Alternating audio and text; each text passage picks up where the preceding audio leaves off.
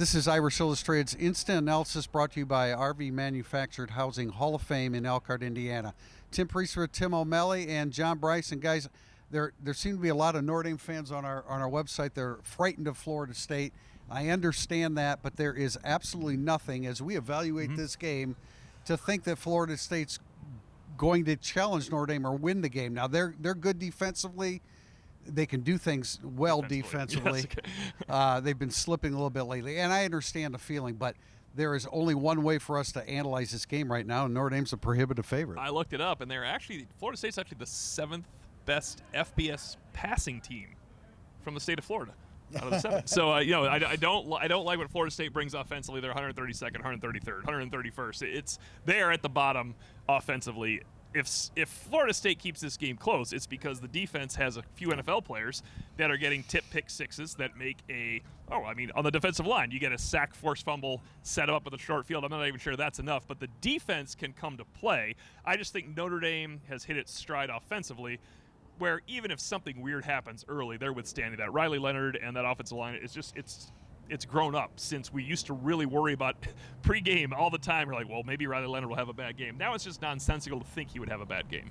And I think, to your point about the offense growing and evolving, I think that this is a football team that as we've discussed, is maturing and evolving. And if this game is in the first month or the first half of the season, you worry about Florida State because you don't know Notre Dame's identity yet at that point. But I think Notre Dame is coming closer and closer to carving an offensive identity. We know it has a defensive identity. It's a stingy, very sound defense that does a lot to disrupt and attack the quarterback. And I just think that this is a Notre Dame team that has systematically taking care of business, especially over the last month of the season. To me, that's why there's not a great fear of the letdown. Could it be close for a half? It could be, because Florida State still has some talented players. It's turned a little bit chillier. It's not chilly, but it's turned a little bit chilly. Notre Dame needs a couple of early touchdowns, and Florida State will have zero incentive. It's really a great night for football here at Notre Dame Stadium.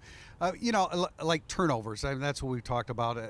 You can't say there's no way Florida State can win, because turnovers can change it. Fluke plays, the fluke play like against Northern Illinois, the 83-yard touchdown pass, those things can happen. But I think the one thing that we're confident of, and it's largely because Marcus Freeman continues to inform and repeat to the team over and over again, that you don't want the pain of NIU. And they're coming off a bye. It's a second off week in 5 weeks.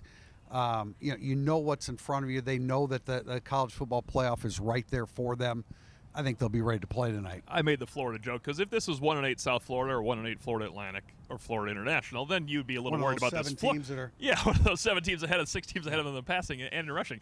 But Florida State carries something with these players. First of all, Jordan Faison and Chris Mitchell were recruited by Florida State. Those are 2 picks to click tonight. A lot of guys in the South were recruited by Florida State. It's a heck of a program having a terrible year. I don't know of a further fall from grace. I can't think of one in a major program without a coaching change than Florida State last year to this year. It is shocking. Notre Dame, what I want to see from them is, so Notre Dame is 7 of 8 on 4th down in the last 3 games.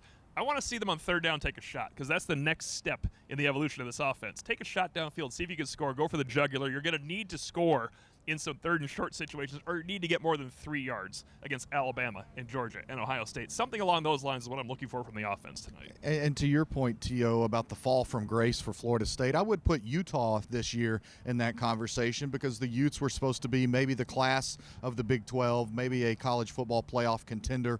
They're, I think, a 2-win team hosting undefeated BYU tonight. And then one more point on the big picture, we just saw Miami lose. I think that's well in advance enough of kickoff. Notre Dame hasn't made its way to the stadium yet. Right. Notre Dame can see that Miami lost. That's another thing to know. First of all, hey, we're Notre Dame. We handled Georgia Tech, which beat Florida State. Let's go out and handle business. It's also another reminder, hey, let's go out and handle business, because teams all around us are not on a weekly basis. An area where I think the Notre Dame can exploit Florida State, clearly their offensive line. They are giving up tons of pressure. You've got inexperienced quarterbacks back there in Brock Glenn and Luca Croman-Hawk.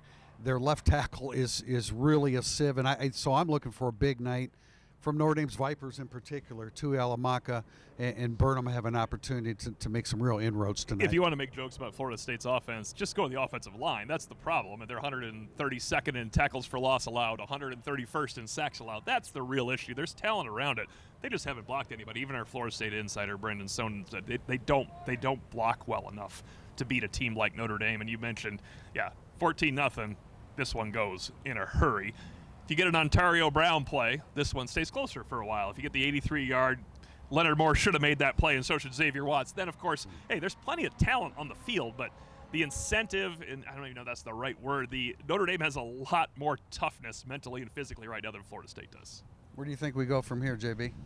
Well, I just think that Notre Dame handles business tonight. I think that the Ole Miss Georgia game is ongoing right now, but again, we've seen Miami lose. I think that's good news for Notre Dame. I had some people texting me about it today. In my opinion, very strongly, you want the ACC and the Big 12 to continue looking like one-bid leagues. I think today was a hammer blow for the ACC's hopes of being a two-bid league, because no matter who wins that conference now, that team will be guaranteed to have at least one loss. If Miami got to the end at 12-0 and then lost the ACC championship game, they would win the argument to be in the playoff over Notre Dame if it came down to those two teams, because Miami would have one more win, and the committee has said, okay, Notre Dame, you don't play a championship game, you can't get a bye, but we're not going to penalize teams who advance to play for a conference championship. So I think that's a really good development for Notre Dame. There's still a lot of football left to be played. LSU and Alabama, the loser of that game is going to be eliminated more or less from the college football playoff race. Say that again so it can be fun. We all like to hear words Notre like that. Dame, go handle business.